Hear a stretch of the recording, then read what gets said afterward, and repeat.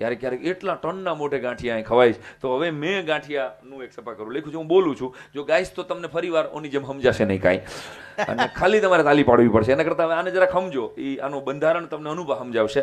પણ ગાંઠિયા બને છે અને શું થાય છે એની આખી આ ઘટના તમને ગળે ઉતરે, લાગે સમજાય તો તમારા નસીબ, અને ન સમજાય તો તમારા નસીબ.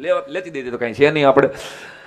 એટલે આપણે વેચેલ માલ પાછો લેતા જ નથી. એટલે કૂણો ચણાનો આ લોટ ધીમું ધીમું કિલો ઢીલો ચારી, ખૂંદો એને ગુંદો નાખી તેલ પાણી માપ.